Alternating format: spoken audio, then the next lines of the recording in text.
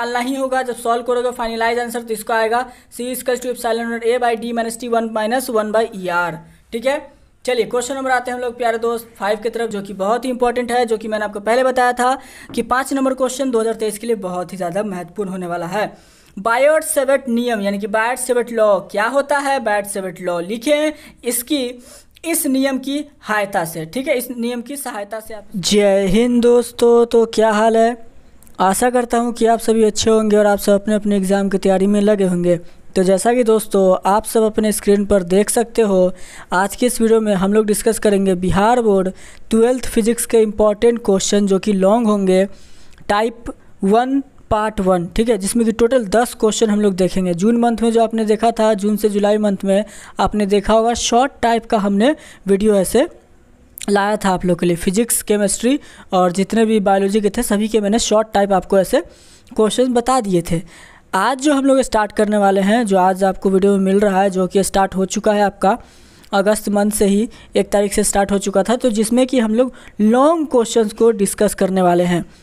Long questions हर एक video में 10 question आपको बताया जाएगा, और अगर कभी हुआ तो 5 क्वेश्चन, जिसमें कि ये पार्ट 1 है, टाइप 1 है। इसी तरीके से केमिस्ट्री और बायोलॉजी के भी आपको क्वेश्चंस दिए जाएंगे। बहुत ही इंपॉर्टेंट क्वेश्चन है। 5 से लेकर के 10 क्वेश्चन आपको हर एक वीडियो में बताया जाएगा। 5-5 वीडियो भी अगर देख लेते हो तो आपके लिए बहुत ही ज़्यादा काम आएगा। तो बहरहाल आज के इस वीडियो में हम लोग 10 क्वेश्चन को से डिस्कस करेंगे, और जो 10 क्वेश्चन हमारे हैं वो 2023 बोर्ड एग्ज़ाम्स के लिए बहुत ही ज़्यादा इंपॉर्टेंट अपना महत्व रखने वाले हैं। ये 10 क्वेश्चंस हैं, आप नीचे जो आप देख सकते हो स्क्रीन पर, आंसर के साथ जो उत्तर है ना, ये आंसर के साथ आपको ये 10 क्वेश्चंस मैं आपको एक्सप्लेन करूँगा।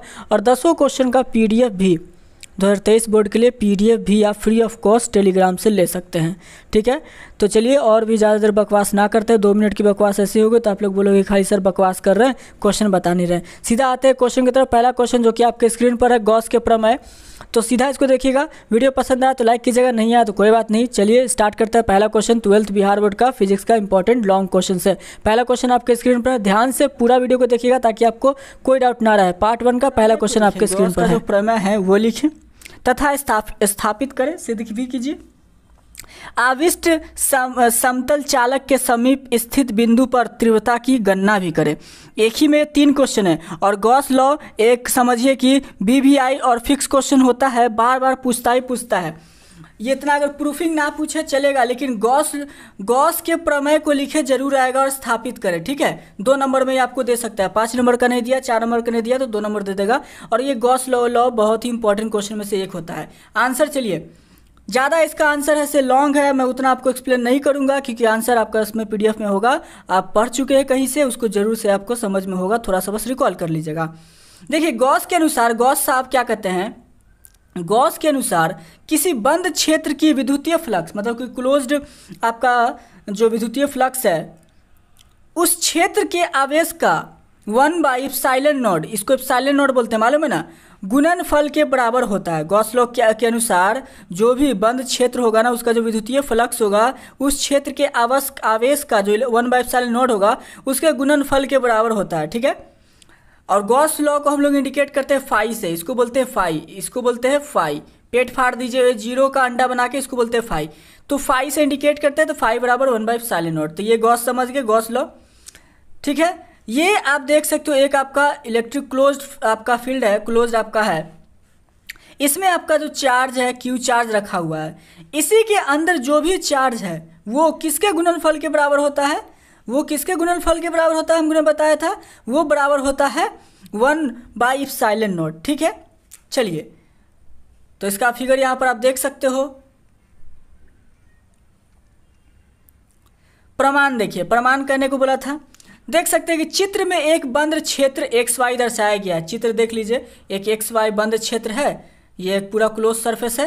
क्लोज्ड होना जरूरी है, गॉस लॉ के लिए क्लोज्ड होना जरूरी है। बंद सरफेस हो गया। ठीक है, इसके अंदर स्थित बिंदु O पे देख सकते हो, O देखा होगा। फिर R दूरी पर सतह पर कोई बिंदु P लिया गया है। देखिए O है यहाँ पे, O है यहाँ पे, O से R दूरी पर यहाँ सतह पर बिंदु P लिया गया है, P पॉइंट लिया गया है, वही आपको बताया। ठीक है, बिंदु P को घेरते हुए एक छोटे बंद क्षेत्र की कल्पना की जाती है जिसकी क्षेत्रफल ds है। यदि बिंदु P पर विद्युत तीव्रता E हो, यानी कि इलेक्ट्रिक फील्ड E हो, तो E equals to Q/4πε0 r square, phi equals to E ds cos theta. उसको हम लोग तोड़ देते हैं। अब तोड़ने का जो उसको सॉल्व करोगे, सॉल्व करते जाओगे तो आखिर में आपका फाई बराबर Q/ε0 आएगा गॉस लॉ के नियम के अनुसार। ठीक है। अविष्ट समतल चालक के कारण तीव्रता। नेक्स्ट, इसी में जो तीसरा क्वेश्चन था, देखिए मैंने उतना इसको एक्सप्लेन करना इसलिए नहीं जरूरी समझा क्योंकि आपने गॉस लॉ अपने से या किसी टीचर से जरूर पढ़ा होगा, अपने लैंग्वेज में पढ़ा होगा। मैं ये सिर्फ आपको नोट्स बता रहा हूँ कि आपको ऐसे याद करना है, लिखने में कोई दिक्कत ना हो। ठीक है। अगर समझाने के लिए बोलिएगा तो वो न्यूमेरिकल के टाइप में आपको क्वेश्चन जरूर बताया जाएगा। चलिए, आविष्ट समतल चालक के कारण तीव्रता, आविष्ट समतल चालक के कारण तीव्रता। ठीक है। तो इसमें भी हम लोग क्लोज सरफेस ले लिए। चित्र में आप देख सकते हैं समतल चालक दर्शाया गया है जिसका कि पृष्ठ घनत्व सिग्मा है, इसको सिग्मा बोलते हैं। चालक के सतह के समीप अंदर एवं एक्स वाई से गुजरने वाला बेलन का क्षेत्रफल ds है। चूंकि बिंदु x आविष्ट सतह के अंदर स्थित है इसलिए इस पर तीव्रता का मान 0 होगा। यदि बिंदु y पर तीव्रता E हो तो फाई इक्वल्स टू ds होगा। इसको सॉल्व कीजिएगा तो इक्वेशन नंबर 2 तक। यहाँ लास्टली इसको जब सॉल्व कीजिएगा तो आपको फाइनली E इक्वल्स टू σ/ε0 आएगा, जो कि यही आपका कूलम का प्रमेय कहलाता है। ठीक है। तो यहाँ तक इसको आप जरूर देख लीजिएगा पूरा का पूरा क्वेश्चन। क्वेश्चन नंबर 2 की तरफ आते हैं। किसी चालक के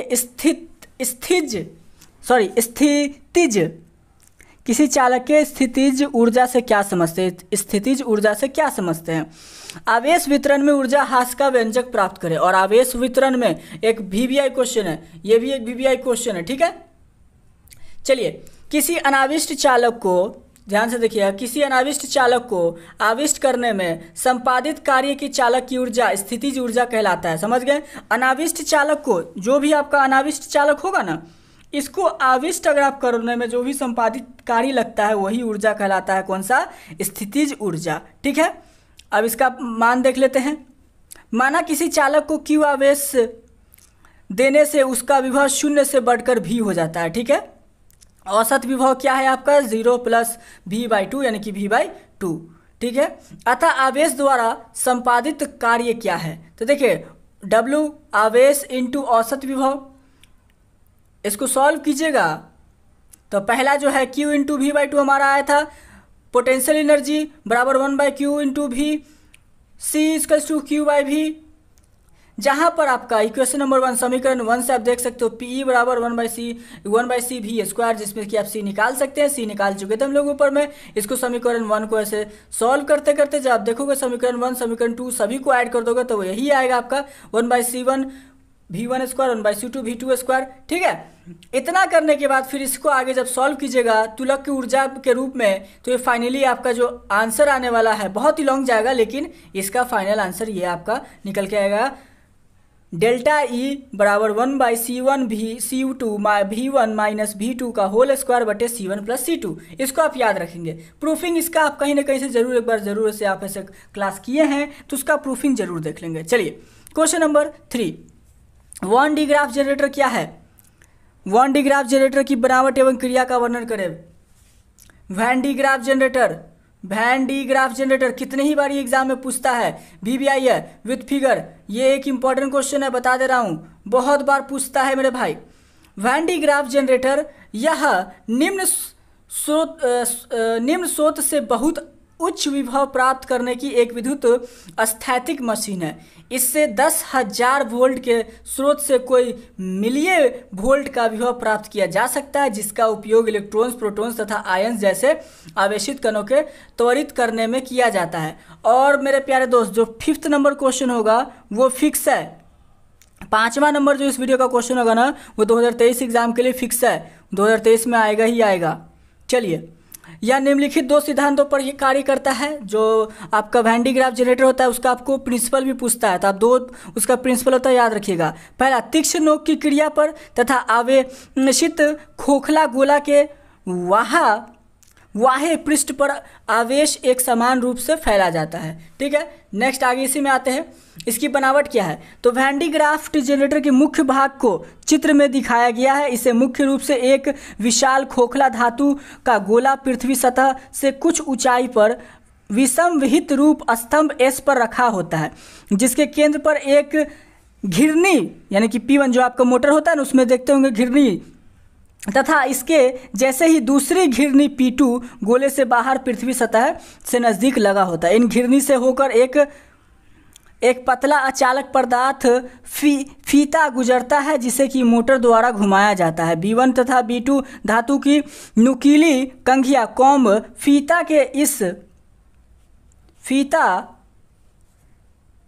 फीते के पास लगी होती है, ठीक है। पुली के पास P1 के पास वाली कंघी B2 से स्प्रे कॉम्ब B2 संग्राहक कंघी कहा जाता है। B2 धातु छड़ द्वारा घिला गोला में M से जुड़ा रहता है। ये संपूर्ण व्यवस्था धातु एक प्रकोष्ठ सीसी भीतर होता है, ठीक है।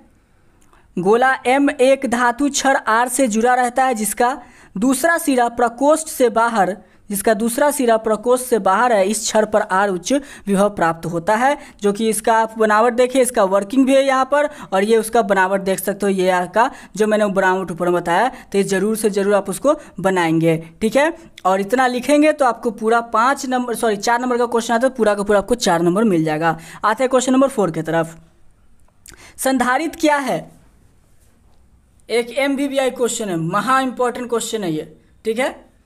संधारित्र क्या है? यौगिक प्रवैधुत्व वाले समांतर प्लेट संधारित्र की धारिता के लिए व्यंजक प्राप्त करें। देख भाई, संधारित्र बहुत ही इंपॉर्टेंट क्वेश्चन है, बता दे रहा हूँ, बहुत इंपॉर्टेंट क्वेश्चन है वैन डी ग्राफ जनरेटर से भी। तो संधारित्र क्या होता है देखिएगा, चालकों की एक ऐसी व्यवस्था जिसमें किसी चालक की धारिता बिना बढ़ाए कृत्रिम रूप से बढ़ाई जाती है। चालकों की एक ऐसी व्यवस्था जिसमें किसी चालक की धारिता बिना बढ़ाए कृत्रिम रूप से बढ़ाई जाती है, संधारिता कहलाता है। संधारिता समझ गए? जब समांतर प्लेट संधारिता के प्लेटों के बीच एक से अधिक पैराविद्युत माध्यम रखा जाता है तो इसे यौगिक संधारित्र कहते हैं। यौगिक संधारिता इसे कहते हैं, जो कि ये बहुत इंपॉर्टेंट क्वेश्चन है, बार बार पूछता है मेरे प्यारे भाई, जरूर से जरूर इसको ऐसे याद कीजिएगा, बनाइएगा। धारिता के मान लिया समतल प्लेट पर संधारिता AB के प्लेटों के बीच स्थित हवा में T मोटाई का जिसका अपेक्षिक पराविद्युत ER रखा गया है। इसको जब आप सॉल्व करोगे, इसका सॉल्यूशन आपको निकालना ही होगा। जब सॉल्व करोगे फाइनलाइज आंसर, तो इसका आएगा C=A/D-T1-1/ER, ठीक है। चलिए क्वेश्चन नंबर आते हैं हम लोग प्यारे दोस्त 5 की तरफ, जो कि बहुत ही इंपॉर्टेंट है, जो कि मैंने आपको पहले बताया था कि 5 नंबर क्वेश्चन 2023 के लिए बहुत ही ज़्यादा महत्वपूर्ण होने वाला है। बायट-सेवर्ट नियम यानी कि बायट-सेवर्ट लॉ क्या होता है? बायट-सेवर्ट लॉ लिखें इस नियम की सहायता से, ठीक है। इस नियम की सहायता से आप इसको लिख सकते हैं। बायट-सेवर्ट लॉ के बारे में आपको बताना है। तो देख मेरे भाई, बता दिया क्या क्या आपको लिखना है बायट-सेवर्ट लॉ का। वृत्ताकार धारावाही तार के अक्ष पर सरल रेखीय धारावाही तार के कारण की बिंदु पर वृत्ताकार धारावाही तार के अक्ष की किसी बिंदु पर चुंबकीय प्रेरण कोई बल क्षेत्र की गणना करें। ये सारा चीज़ आपको निकालना है। और बायट-सेवर्ट लॉ एक बहुत इंपॉर्टेंट क्वेश्चन होता है, इसका PDF लेकर के आप जरूर से जरूर इसको याद करेंगे। बहरहाल बायट-सेवर्ट एवं लैप्लस नामक वैज्ञानिकों ने धारावाहिक चालक के कारण उत्पन्न चुंबकीय क्षेत्र के लिए एक गणितीय व्यंजक का प्रतिपादन किया, जिसे बायट-सेवर्ट लैप्लस का नियम कहा जाता है, ठीक है, जो खोजा था, जो कि यहाँ पर उसका फिगर देख सकते हो। ये बायट-सेवर्ट लॉ बनता है, जो कि यहाँ पर ये आपका थीटा दिया हुआ है R से P दूरी के ऊपर, ठीक है। तो उसके बाद बायट-सेवर्ट के अनुसार जो धारावाही चालक के अल्पांश dl द्वारा उत्पन्न चुंबकीय क्षेत्र में किसी बिंदु P पर उत्पन्न क्षेत्र का मान dV निम्न बातों पर निर्भर करता है। क्या क्या? तो यहाँ पर उसका लिखा हुआ है, यह चालक से प्रवाहित धारा का समानुपाती होता है, अर्थात D directly proportional to L होता है। दूसरा, यह चालक के अल्पांश dl का समानुपाती होता है, इसमें भी D directly proportional to DL। Next, इसी तरीके से इसका होता है फिर dB directly proportional to sine theta, उसके बाद होता है dB directly proportional to 1/2 R²। और जब इसका सॉल्व करोगे सारे को मिला करके, तो dB directly proportional to LDL sine theta IDL sine theta by R², जिसमें कि आपका वैल्यू होता है K, जो कि यहाँ पर K आपका कांस्टेंट है। जब सॉल्व करोगे तो आपका निकलेगा μ0/4π IDL sine theta by R²। ये आपका बायट-सेवर्ट लॉ हुआ। वित्त धारावाही तार के केंद्र पर चुंबकीय क्षेत्र की गणना यहाँ पर लिखा हुआ है। चित्र में एक वृत्ताकार धारावाही तार दर्शाया गया है, जिसकी त्रिज्या R एवं इससे प्रवाहित धारा है। तो इसको जब आप पढ़ोगे तो सारा का आंसर यहाँ पर दिया हुआ है, देख सकते हो। ये उसका आंसर है। तो इसमें अगर कोई डाउट हो तो कमेंट करके पूछ लीजिएगा। सारा का मैंने तीसरा सारे का आंसर यहाँ पर दिए हुए हैं, सभी का प्रूफिंग दिया हुआ है। और इसका प्रूफिंग बहुत इंपॉर्टेंट होता है क्वेश्चन मेरे भाई, अगर इसका कोई भी डाउट हो तो कमेंट करके पूछ लीजिएगा। और हाँ, इस सारे का प्रूफिंग वीडियो एक बार जरूर आएगा, मैंने ये क्वेश्चन आपको बता दिया ना, इन सभी का प्रूफिंग वीडियो एक बार आपके लिए जरूर आएगा ताकि आपको कोई डाउट ना रहे। अगर इसमें अभी भी कोई डाउट हो तो कमेंट करके पूछ लीजिएगा। इसका प्रत्यावर्ती धारा डायनेमो या जनित्र का सिद्धांत सहित बनावट का वर्णन करें। एक MVBI क्वेश्चन है, बहुत बार ये क्वेश्चन पूछता है, ठीक है। तो चलिए देखिए क्या होता है। तो यह एक प्रकार का प्रत्यावर्ती धारा का जो कहते हैं, यह एक प्रकार का आपका यंत्र होता है जिसके की हेल्प से, जिसके सहायता से हम लोग यांत्रिक ऊर्जा को क्या करते हैं, विद्युत ऊर्जा में परिवर्तित करते हैं, ठीक है। और इस यंत्र का, इस इक्विपमेंट की क्रिया विद्युत चुंबकीय प्रेरण के सिद्धांत पर आधारित है। कोई डाउट? चलिए आगे कहता है, इसका सिद्धांत भी तो आपसे पूछा गया था। तो सिद्धांत कहता है क्या कि जब किसी कुंडली को चुंबकीय क्षेत्र में घुमाया जाता है तो कुंडली से संबंध चुंबकीय फ्लक्स में परिवर्तन होता है, जिससे कुंडली में विद्युत वाहक बल प्रेरित हो जाता है तथा परिपथ में प्रत्यावर्ती धारा प्रवाहित होने लगती है। तो ये इसका क्या था, सिद्धांत था। आगे क्या कहता है, बनावट इसकी देख सकते हो आपका, ये इसका फिगर जरूर बनाओगे। एक आपका साउथ हो गया, ये नॉर्थ हो गया, ये आपका कुंडली में K1 यहाँ है, K2 और C1 C2। चलिए आगे कहता है इसका बनावट।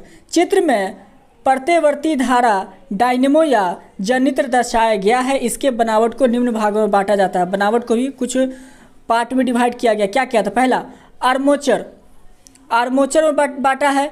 तो क्या आर्मोचर होता है, तो यह तांबे के तार की एक कुंडली होती है। आर्मोचर जो कि आपने अभी देखा था ऐसे टाइप का तांबे की तार का, लेकिन वो स्क्वायर में था, बस फर्क इतना ही था कि वो स्क्वायर में था, ठीक है।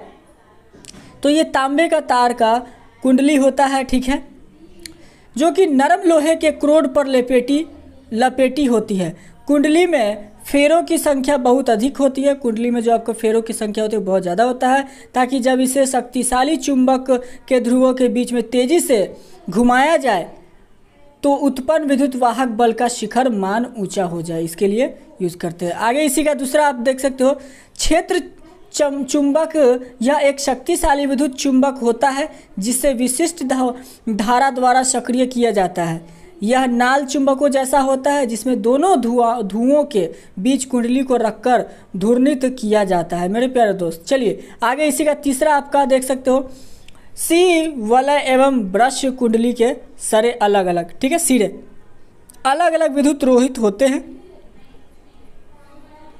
रोधित धातु के एक वलय C1 तथा C2 से जुड़े रहते हैं। आर्मोचर के घूर्णित होने पर ये वलय भी घूर्णित होते हैं। C वलय C1 या C2 के संपर्क में कार्बन ब्रुश K1 तथा K2 लगे होते हैं। इस ब्रुशों को संबंध दो पेचों से जुड़ा होता है, जिसके सहायता से विद्युतीय परिपथ में धारा प्रवाहित होती है। तो यहाँ पर देख सकते हो उसका बनावट कंप्लीट मैंने बता दिया। ये आपका घिरनी, ये K1, ये K2, ये C1, ये C2। तो इसको बनाने के बाद आप इतना लिख दोगे, आपको पूरा 4 मार्क्स का क्वेश्चन होगा, 4 नंबर मिल जाएंगे। क्वेश्चन नंबर आते हैं नेक्स्ट 7 की तरफ। कहता है describe a stretched wire potentiometer, compare EMF of 2 cells and determine EMF of any cell by it. एक आपका VBI क्वेश्चन है, इसको इंग्लिश में भी आने वाला है, उसके लिए भी आप टेंशन ना लेना, इंग्लिश का वीडियो बहुत जल्द आ जाएगा। लॉन्ग आंसर है, बार बार बता दे रहा हूँ, लॉन्ग आंसर है, तो उतना आप उसको ध्यान से देखोगे तो ही आपका फायदा होने वाला। चलिए तो कहता क्या है, क्या बोला आपको, डिटरमाइन करना और कंपेयर करना है, ठीक है। चलिए तने तारों वाली विभव माप यानी कि स्ट्रेच्ड वायर पोटेंशियोमीटर, ठीक है, क्या होता है, इसके यंत्र में लकड़ी का एक आयताकार तख्ता रहता है। यह जब बना होता है, इसका बनावट बता रहा है कि ये कैसा बना होता है, तो इसमें लकड़ी का आयताकार तख्ता होता है। इस पर मैग्नीन या कॉन्स्पेंटेंट का तार बिछा रहता है। सभी तार का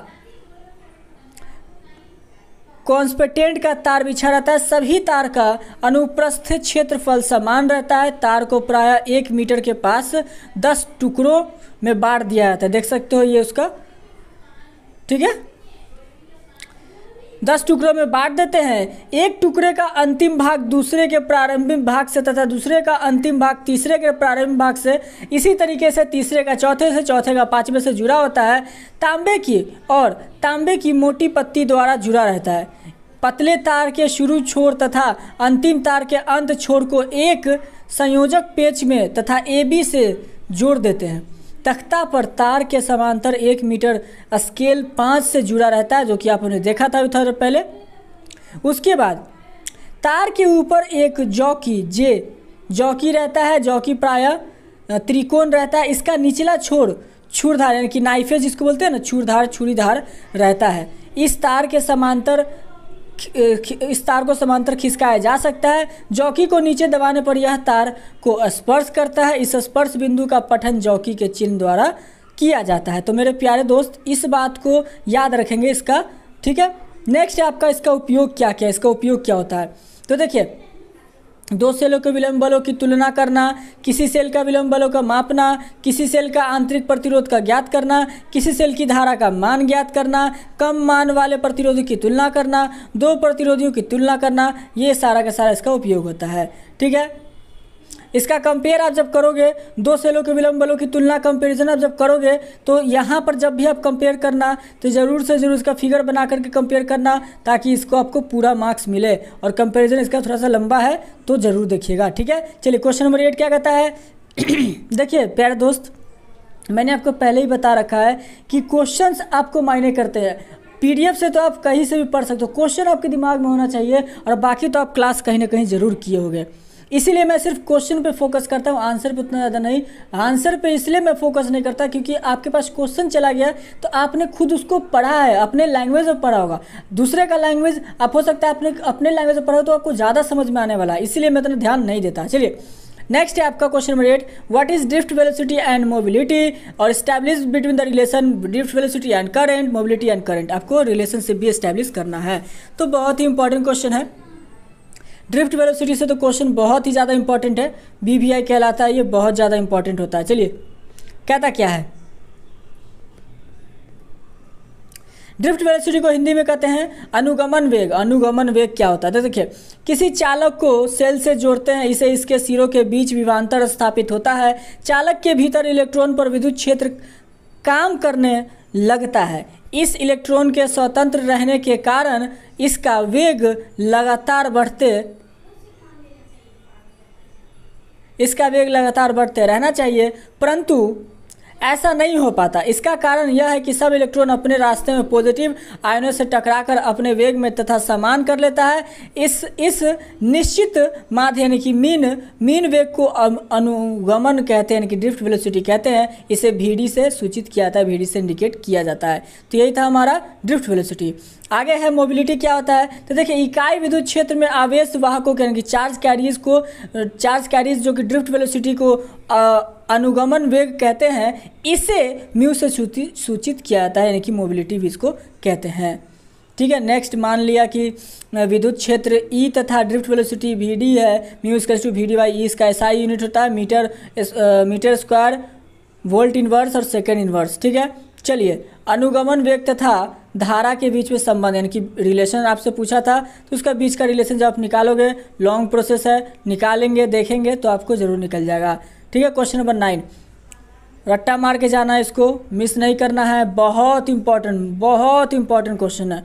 साइक्लोट्रॉन, व्हाट इज साइक्लोट्रॉन या फिर what is when D Graaff generator, मैंने इसको पहले भी बता रखा है। तो साइक्लोट्रॉन क्या होता है, discuss its construction, working theory and limitation, सब कुछ आपको बताना। और 5 नंबर 4 नंबर में क्वेश्चन आता है, बहुत इंपॉर्टेंट है। साइक्लोट्रॉन क्या होता है, तो देखिए साइक्लोट्रॉन आपका एक ऐसा यंत्र है, यानी कि एक ऐसा डिवाइस है जिससे कि उच्च गतिज ऊर्जा यानी कि प्रोटॉन ठीक है, न्यूट्रॉन यानी कि अल्फा कण इत्यादि प्राप्त किया जाता है। यह उच्च ऊर्जा को त्वरित एक्सेलरेट करता है, इसीलिए इसे आवेशित कण त्वरित यानी कि चार्ज पार्टिकल एक्सेलरेटर भी कहा जाता है। इसे लॉरेंस तथा लेविंस्टन ने बनाया था। कोई दिक्कत, साइक्लोट्रॉन को किसने बनाया था, तो लॉरेंस तथा लेविंस्टन ने। बनावट इसका क्या है, तो इसमें अंग्रेजी के डी अक्षर के आकार का 2 खोखला बर्तन ए तथा बी होता है। इसके व्यास वाला किनारा समांतर रहता है, दोनों के बीच थोड़ी सी जगह खाली रहती है, इसलिए दोनों को डी कहते हैं। ठीक है, दोनों को डी कहते हैं, DEE। आगे इसका बनावट जब पूरा पढ़ोगे तो आपको इस तरीक़ा से दिखेगा, ज़रूर इसको ऐसे बनाएंगे। ठीक है, क्वेश्चन में आते हैं लास्ट के तरफ। थ्योरी भी इसका सब कुछ मैंने इसमें दे रखा है। PDF आप इसका जब लोगे ना, PDF जब आप टेलीग्राम से लोगे, फ्री ऑफ कॉस्ट है, तो देखोगे तो सब कुछ मैंने इसमें बना रखा है। देखिए, मूविंग कॉइल गैल्वेनोमीटर, ये जितने भी अभी जो आपने 4 क्वेश्चन देखा उसमें से सबका बाप क्वेश्चन है। 5 नंबर के लिए एकदम ये फिक्स होता है, बहुत बार पूछता है। मूविंग कॉइल गैल्वेनोमीटर, इसका वर्किंग बताइए, थ्योरी बताइए, फैक्टर्स बताइए, सेंसिटिविटी डिपेंड्स इस पे करता है वो भी सब बताइए। सब कुछ मैंने इसमें लिख रखा है, जब देखोगे तो आपको पता चल जाएगा। देखिए, मूविंग कॉइल गैल्वेनोमीटर आपका एक तरह से गैल्वेनोमीटर है जो कि आर्सेनवल, डॉक्टर आर्सेनवल ने बनाया था। ठीक है, डॉक्टर आर्सेनवल ने बनाया था, इसलिए इसे आर्सेनवल गैल्वेनोमीटर भी कहते हैं। यह विद्युत धारा को मापने का सरल एक सुग्राही यंत्र है। इसका बनावट भी आप यहाँ पर देख सकते हो, बनावट हो गया, बनावट है पूरी तरीके से बनावट हो गया इसका। और बनावट के बाद आप जैसे इसको देखोगे, जैसे जहाँ से भी आपने देखा होगा, ज़रूर सॉल्व करना, बहुत इंपॉर्टेंट क्वेश्चन होता है। और इसके यूज़ से सारे जगह सेंसिटिविटी वगैरह भी इसमें निकाला हुआ है, सब कुछ निकाला हुआ है। ठीक है, ये सब कुछ आप जब देखोगे, वीडियो ख़त्म हो चुका है, इससे ज़्यादा फिर मैं बताने वाला नहीं हूँ। मेरा मकसद है आपके पास क्वेश्चन पहुँचा देना, जैसे भी करके आप उसको बस दिमाग में रखें। हाँ देखिए, बार बार मैं कहता हूँ, आंसर उतना ज़्यादा मायने नहीं करता, क्योंकि आपको आंसर खुद से लिखना है। आंसर आपको खुद से लिखना है और आप इसको ज़रूर कुछ ना कुछ पढ़ें। तो वो आप जो पढ़ें, मैं उसको नहीं चाहता कि आपको माइंड डाइवर्ट हो। कोशिश कीजिएगा, आप अगर नहीं कहीं से पढ़े तब आप भले इसका PDF से कंप्लीट याद कर लीजिएगा, आपको 1 नंबर नहीं कटेगा, मैं ये बोलता हूँ, 1 नंबर नहीं कटेगा। लेकिन अगर आप जो पढ़े हैं आप उसको अपने लैंग्वेज में लिखोगे तो आपका फ्यूचर में जो होगा आपको काफ़ी ज़्यादा हेल्प होगा। तो चलिए दोस्तों, आज की वीडियो के लिए इतना ही। मिलेंगे हम लोग अगले वीडियो में। आशा करते हैं कि वीडियो में कोई डाउट ना हो। कोई अगर डाउट हो तो कमेंट करके पूछ लेना यारो, मैं उस डाउट को जरूर क्लियर करने की कोशिश करूँगा। अगले वीडियो में मिलते हैं, जो कि ऐसे मोस्ट प्रोबेबली आपका फिजिक्स नहीं तो बायोलॉजी का होगा, जो कि लॉन्ग क्वेश्चन को हम लोग स्टार्ट करेंगे। तो आपका हमारे इस वीडियो पर अपना बहुमूल्य समय देने के लिए बहुत बहुत धन्यवाद। पढ़ते रहिए, 2023 की एग्जाम की तैयारी जम कर करते रहिए, और जो 900 क्वेश्चन का टारगेट है वो बहुत जल्द पूरा हो जाएगा और आपको एग्जाम में 95% स्कोर करने से कोई नहीं रोक सकता, बशर्ते कि आपने वीडियो को पूरा देखा हो, क्वेश्चंस पूरे देखे हों। ठीक है, चलिए फिर से आपका शुक्रिया। मिलेंगे अगले वीडियो में। जय हिंद, जय भारत। पढ़ते रहिए, एग्जाम की तैयारी करते रहिए और 2023 एग्जाम में फोड़ कर आइएगा। चलिए मिलते हैं अगले वीडियो में।